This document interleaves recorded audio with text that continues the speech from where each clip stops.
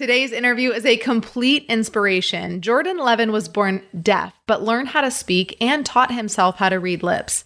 His never take no for an answer attitude has got him far in life and has taught him so many practical tips for generating success in business. Today, Jordan is here to teach us how to communicate better, how to take action, and a couple habits that you can implement to keep you moving forward in your life and in your business. You're listening to the Badass is the New Black podcast. I'm Krissy Chin, your host, here to teach you how to build an online business that you love and in a way that allows you to work a little bit less so you can enjoy a whole lot more. My hope is that you've showed up to today's episode ready to learn something new and will be inspired to take imperfect action in your business right away. I won't make you wait any longer. Let's dive in. Today we have Jordan on the podcast. He's been a fighter since the day he was born. Literally, you guys, he was born 3 months premature and weighing only 31 ounces. 2 years later, Jordan's parents discovered he was deaf, and they were told that he would never learn to speak. Now you're probably thinking, how is he going to be on this podcast today, right? But through dedication and hard work, Jordan's parents taught him to use his residual hearing. And then Jordan instinctively taught himself to read lips, which has helped him to navigate the shoals of a hearing world. And today, Jordan inspires others through his motivational speaking and CrossFit coaching to begin a journey of expanding their inner vision by focusing on themselves. And his goal is to help people excel in their endeavors and help them realize that all good things start from you and all good things start from within. So I'm super pumped to have you, Jordan, on the podcast. Thank you for being here. Thank you. It's an honor to be here, and I'm happy to have any kind of a discussion that this discussion goes to. I literally say I am an open book, literally. So let's go for it. All right, perfect. So we have just a little bit of history of when you were born and you were born with, hearing disability. Is that what you would define it as? Yeah. Okay. He's nodding for me. Absolutely. I always tell people that I don't really consider myself having a disability. I just think it's a heightened awareness of abilities. Got it. I think a lot of people tend to kind of downplay those disabilities and get caught up in there. Now, what I want the viewers and listeners to know is that just because you have a disability doesn't mean you have to let it stop you from doing something that you want to do. And that's where the all good things start with you mantra comes into play, because I want parents to understand that the diagnosis for my parents, for example, of finding out that I was deaf was obviously a very devastating diagnosis. And the interesting thing is, how did they take that diagnosis and they figured out a way to teach me how to speak, how to listen. And obviously that was not an easy endeavor. And through that, there was obviously a lot of overcoming of adversity. There was so many different situations growing up that most people would take for granted. But for my parents, it became a learning experience of when someone says no. Well, for us, it was, there's a yes there. So how do we get to that yes? And there's obviously been many, many steps along the way. I love that. And I wanted to bring you on this podcast because you have not let any of the challenges that you have faced stopped you from, like, you own businesses now, you've opened a gym, we can get into that, all the things that you've been able to accomplish, but I wanted to bring you on to just, let people hear your message and use you as inspiration, that we all have things in our lives that we could let stop us from that next thing or moving forward. And it's really a choice that we have, actually. Are we going to let it stop us? Are we going to play into that? Or are we going to say, it might be this way, but I'm going to figure out how I can learn to do it another way so I can still do it.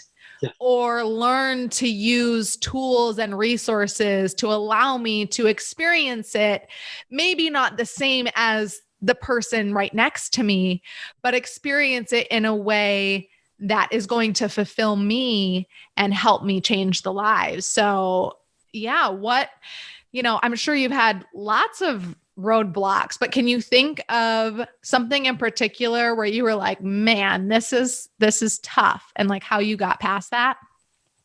So there are many other stories, and one main story is not necessarily getting past it, but I want people to understand that there are ways to get people comfortable with this situation. So it's kind of a catch-22. What I'm getting at is, for example, when I was, I believe, in middle school, I attended a hockey camp at Michigan State University where we stayed in the dorms. We were in the dorms for the whole week. Now, keep in mind, I do not know a single person. And meeting new people, for most of us, can be challenging. A lot of times, just go to a different event with a friend. But I learned from a very young age that my parents pushed me out into the real world and said, go, Jordan, go fend for yourself. You'll be able to figure it out. And they never let anybody else kind of stop me from that happening. What I'm getting at is something that I did internally that I didn't realize that I was doing until I was a little bit older was in order to get people comfortable with me, I would demonstrate how far down the hall I could read someone's lips. Ooh. And the kids thought it was the greatest thing ever. So immediately I flipped the narrative. Instead of letting that disability and letting those people question my disability, as I say, more of my abilities, I was able to get these people to like me. I might not be the best hockey player, but I'm certainly able to get people comfortable with me. That's just one example of an intuition of changing the narrative to allow you to truly be who you are. And you talk about being honest with yourself and accepting gratitude. And these are all some of the different, I'm getting ahead of myself, but these are some of the different habits that I've developed all through the years. And that's some of the things that I do, basically good habit coaching, which allows individuals to understand that there's many steps along the way to help you get to where you want. Yeah, such a powerful story. And, I definitely recognize, what you did there, and that regardless of what it is, other people, aren't doing what you did. And what you did was you were yourself, and you were like, okay, instead of hiding this and sitting alone in the corner and, making myself even appear like I'm more different than everyone else, like you're not that much more different. Yeah, you can't hear like everybody else, but you're a human and you can play hockey and you can be friends with people. And so really taking that skill that you developed because of something else that you couldn't do like everyone else. And you were like, let me just put this out there and show people who I am and what I can do. And that's definitely in line with, I talk about being authentic, and we hear everyone say be authentic. And everyone's like, what does that mean? Mm-hmm. That's authentic. What you did was being who you are, not trying to hide it, using it to your advantage the best that you can, and getting where you want to go with it. Whereas, if you hide the things that make you different, then you can't truly be yourself. And you can't truly share the message. I mean, you're here sharing your message. All good things start with you because you owned who you were. Yep. Right?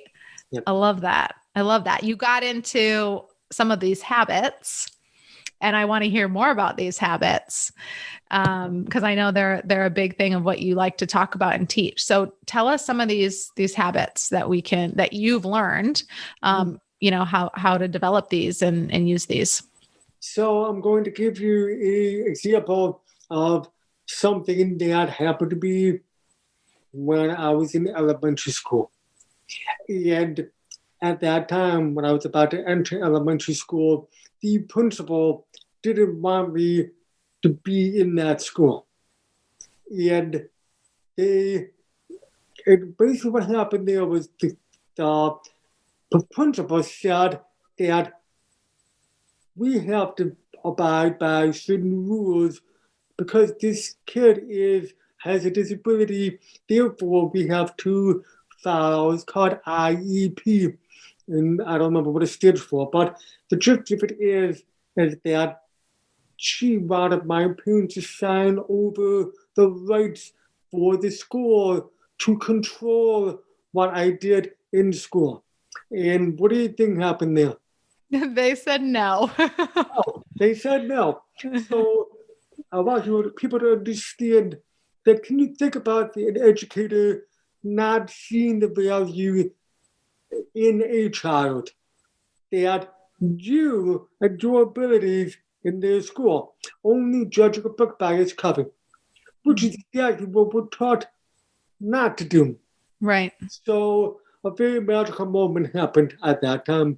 And what I call that is the habit of gratitude and recognizing that. And we have a choice to either sulk or lower yourself down. But because basically that door shuts, but you have to allow the other door to open because of that situation. We have to be grateful for that opportunity to rise up to that occasion and what I call becoming problem solvers.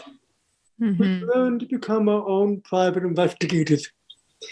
Our superhero skills are basically starting to sharpen. And the moment we can be grateful for those opportunities, that's how we're going to be able to get through those challenges. Yeah. Love that. Your parents sound like rock stars. You can 100% say that because I'm obviously very grateful for them to recognize all of these situations in basically, I've said this for years, never taking no for an answer, and that is a very powerful thing. And so is that something that your parents instilled in you, never taking no for an answer?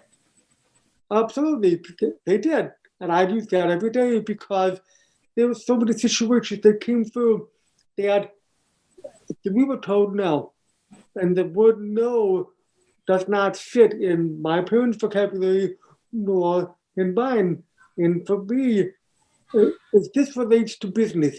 This relates to personal. It relates to every single situation, especially in business. You go to ask a question when a company or a representative says no. Well, you personally know where you want to get to. You got to figure out the private investigator in you to be able to navigate that, and that's where that kind of comes into play. What do you say to the person that's listening that has just kind of been sitting on the things that they are taking no for an answer, and they're like, I can't do it. This person told me I couldn't do it. Or maybe it's just their own insecurities. They think that they can't do it. What is your message to that person?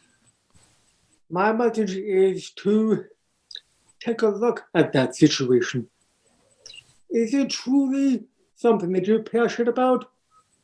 If it is, find another route. And I'm going to keep it real simple. This is a very poor example.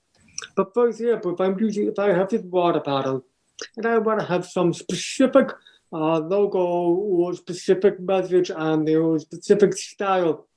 And I go to one vendor and the vendor says, I can't do it. Come on. There's got to be 5 other vendors. I don't care if it takes you 20 vendors to find that one bottle that gets you to what you want. Go for it. It just takes time. And you need to be patient.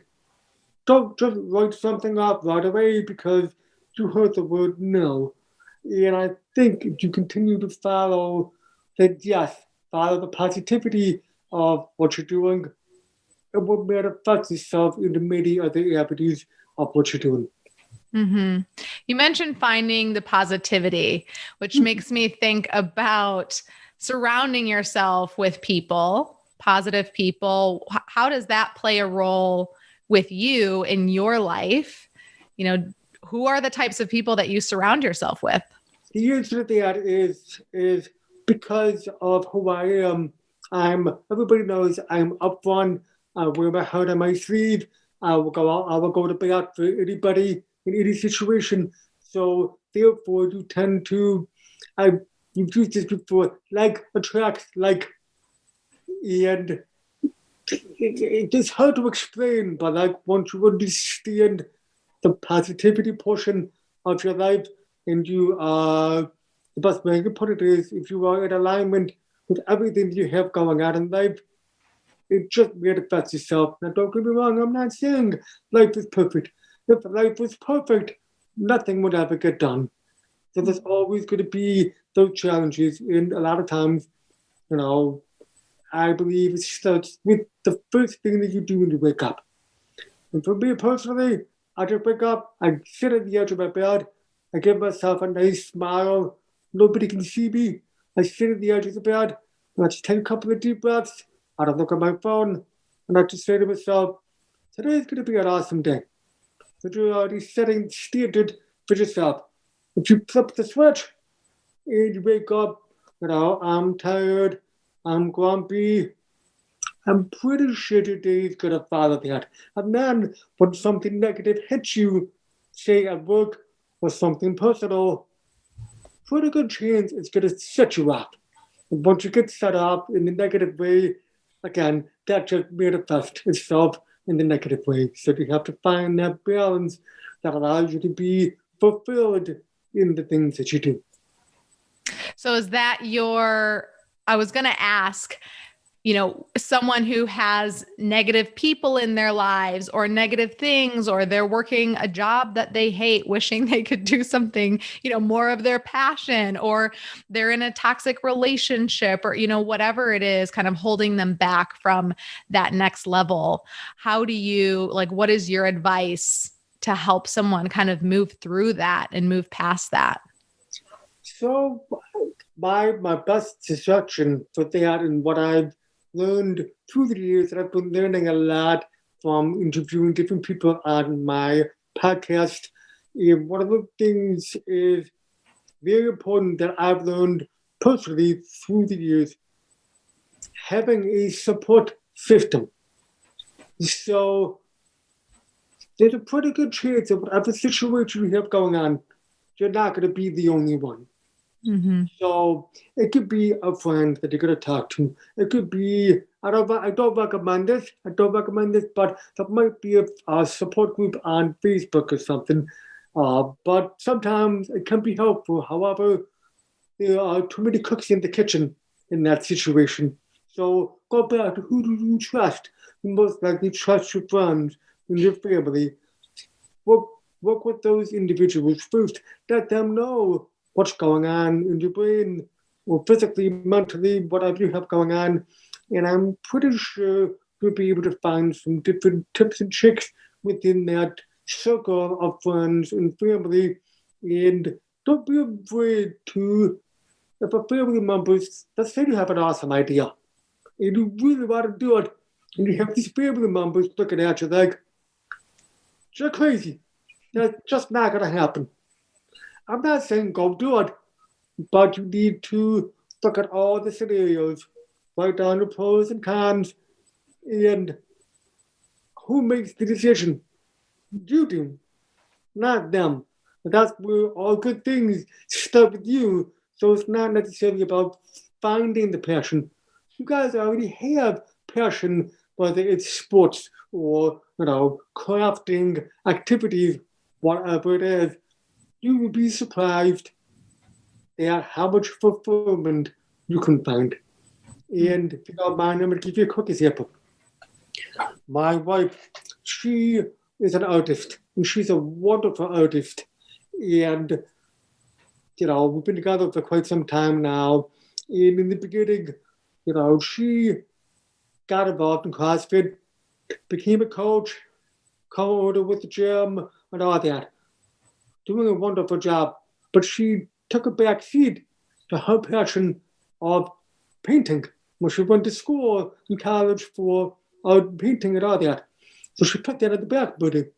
So it wasn't until maybe about 5 or 6 years ago when she started getting back into it.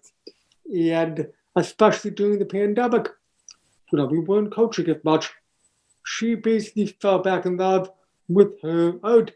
And she is phenomenal. And she literally said to me the other day, "This brings me happiness. This brings me joy." And I said to her, "Good, keep doing it. Don't stop, because that's what makes her happy. So keep doing it. Forget about the money. Forget about the money. Money is not something you need to think about." And I've learned this with myself because I'm an entrepreneur. I'm always looking for different ideas. And I'll be honest with you, it wasn't until about 4 or 5 months ago where I started realizing that I need to get back to my own passion, and that's inspirational speaking. And I've been doing it for years, but I'm focusing on the things that I enjoy, and I'm feeling fulfilled, and I'm slowly working my way toward even more fulfillment. So that goes back to to bring more in that sense, because you just have to kind of be patient.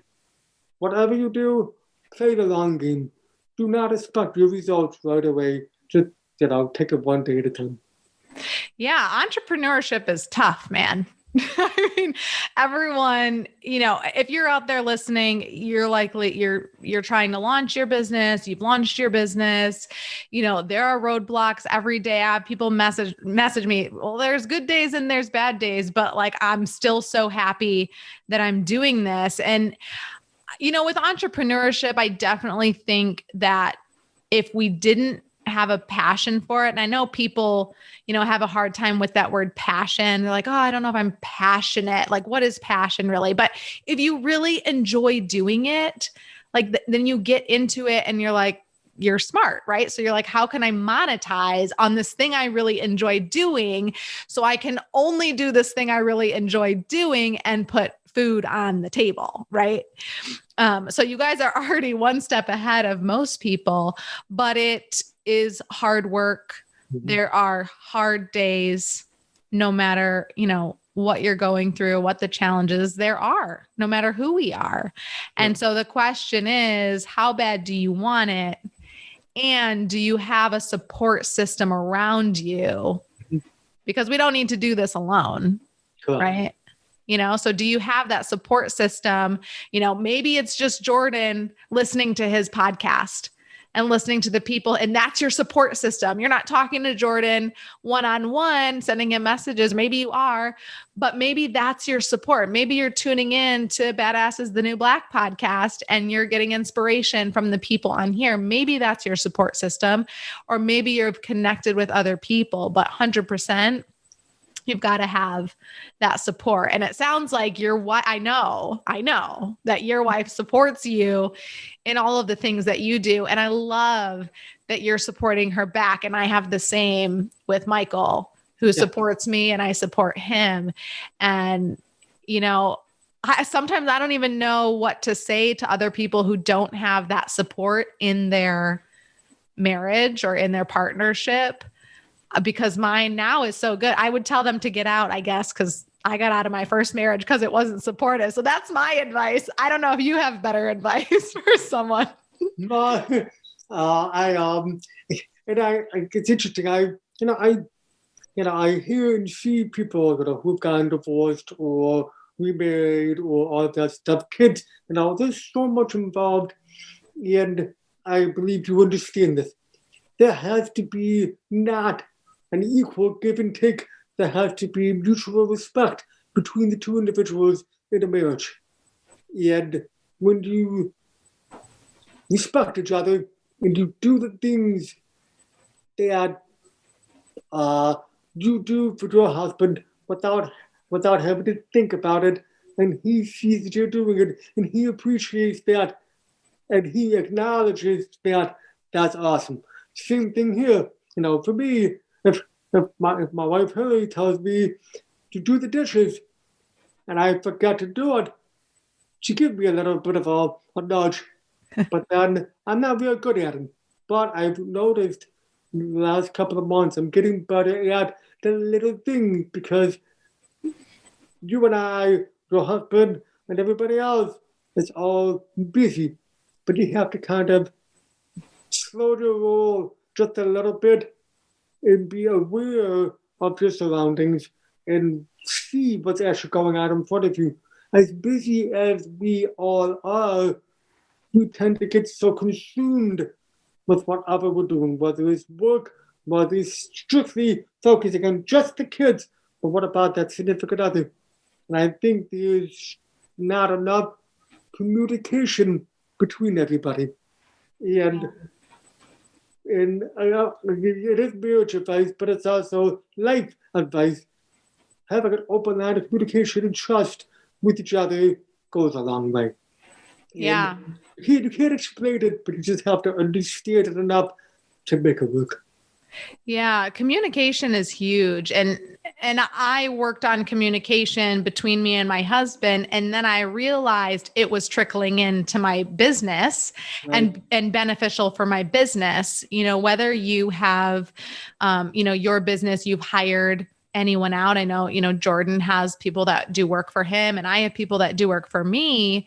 Communication is huge. And, that mutual respect between, respecting them for what they're doing in their role for your business and appreciating them can go so far. So 100% agree that you're like, this is life advice. Like, it's business advice, but it's life advice.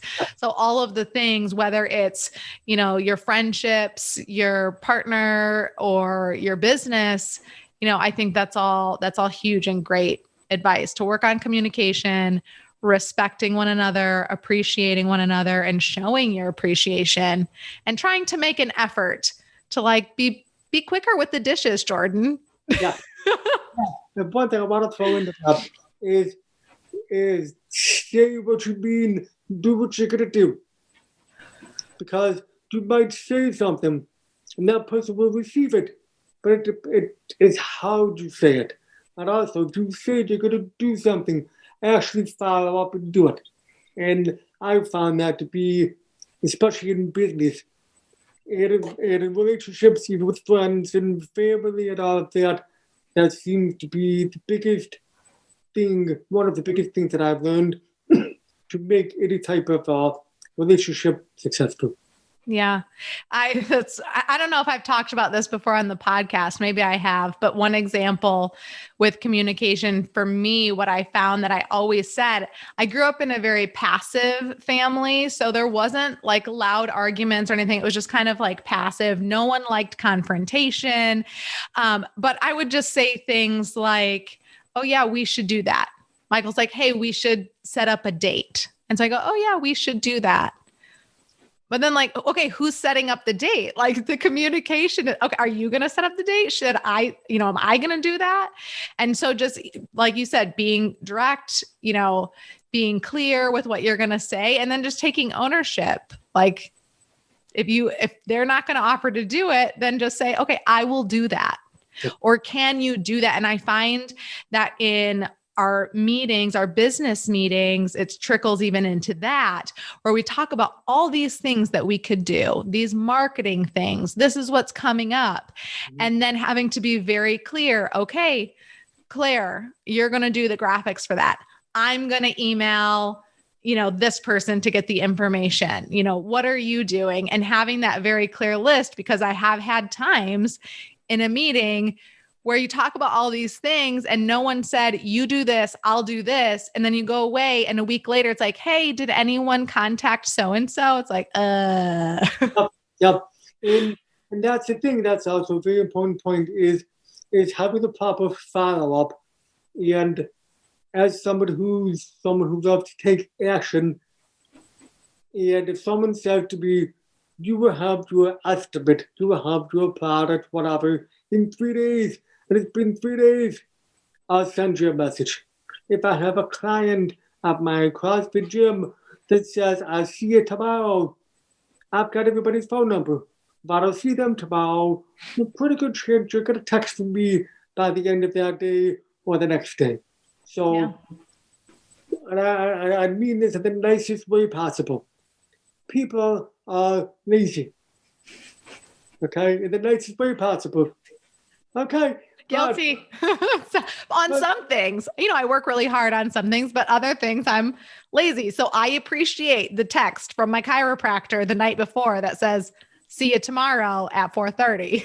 Yes, exactly. And that's basically what I'm getting at. It goes back to the communication aspect, to the trust, to learning who you want to be associated with. The reason why we're going to that chiropractor is because we have a great relationship with the chiropractor. He's upfront with you. He tells you exactly what you need to know, follows up with you, gives you that reminder, a personal reminder. And I'm not talking about auto. There's a lot of this. We can go down a rabbit hole of that whole automation thing. And I know you're big on automations, and there's nothing wrong with that, but it goes both ways. For me personally, with my CrossFit gym, with all my clients, I'm very, very well personal communication with everyone. Obviously, it's different when you have leads or trying to build a business. Yes, you're going to use the automation for that.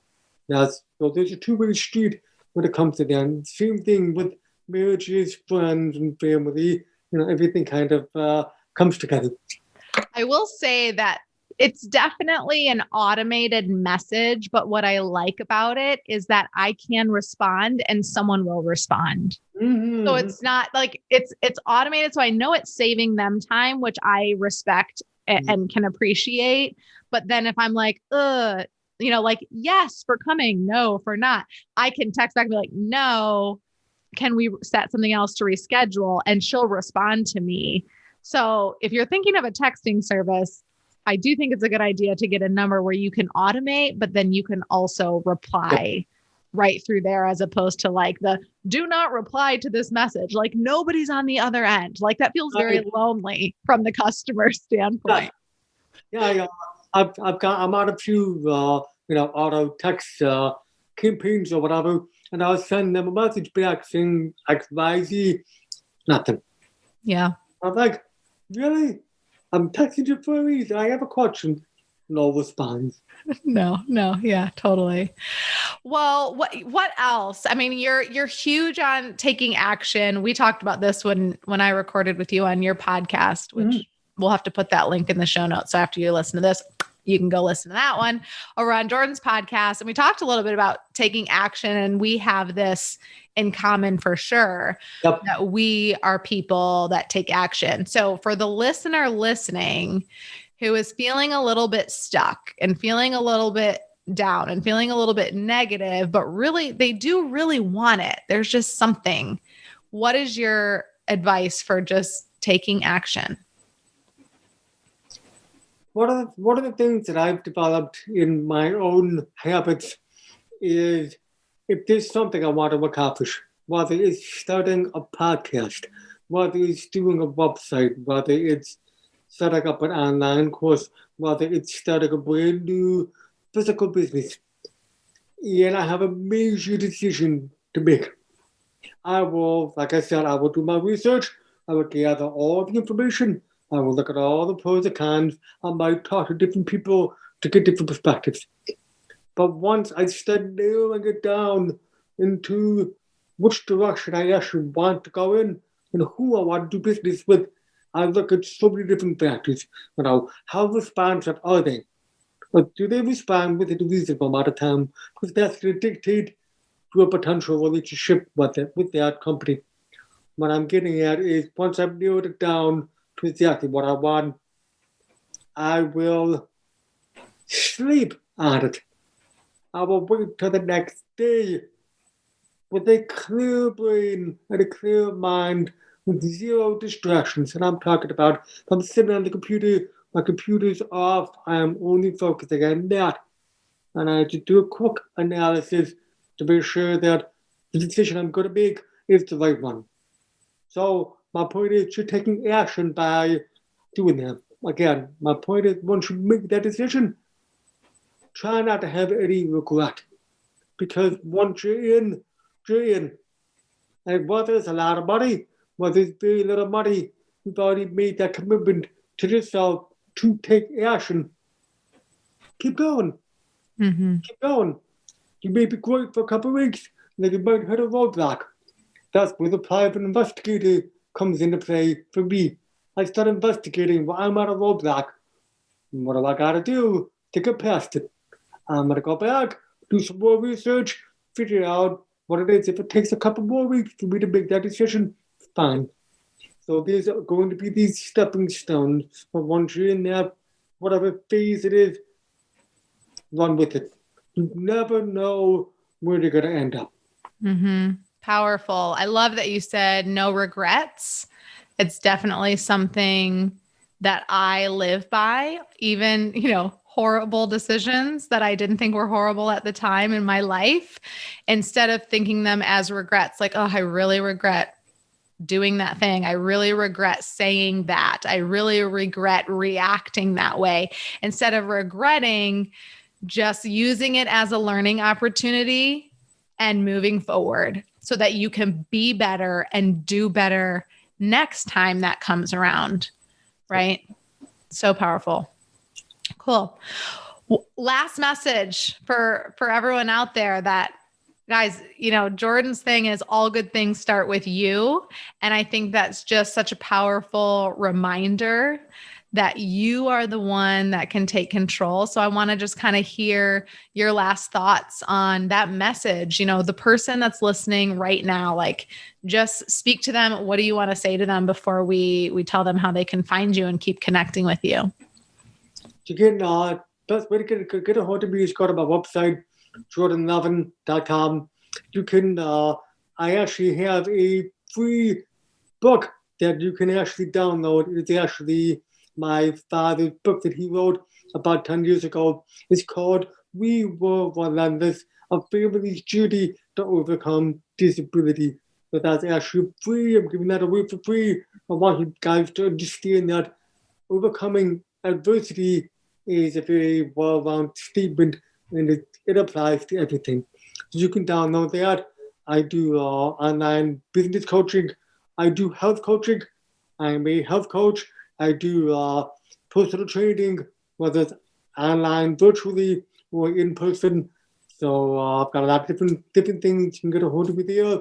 If you are local in Michigan and you're looking to get involved in CrossFit, I own CrossFit Bloomfield website, CrossFitBloomfield.com. You can sign up there and get more information, and we'd love to have you at the gym. And I'd love to, have the opportunity to work with you virtually as well. And hopefully in the near future, we'll be able to meet in person. Love that. Any last inspiring message you want to share? I'm going to say, I've said it before, never take no for an answer. Always be yourself. Don't worry about anybody else. There's zero comparisons. Each of us are our own individuals, and we need to be able to find what that is within ourselves. We have to love ourselves before we love everybody else around us. Love that. Awesome. Jordan, thank you for being here. Thanks for hanging out with us. And we will have all of the information in the show notes. So if you're listening to this in the car, don't worry. Go to the website, thekrissychin.com, under podcasts. You can find Jordan's episode, see all the show notes, click on all the things, go follow Jordan. Hanging out. You're on Instagram and Facebook? Yeah. We'll put it all in the show notes for you guys. Jordan, again, thank you for being here. Thank you everyone who is listening. And until next time, take action. Done is better than perfect, my friend. See you later. Thank you so much for having me. Bye. Until next time, remember, done is better than perfect, my friend, and to channel your inner badass and take imperfect action every single day.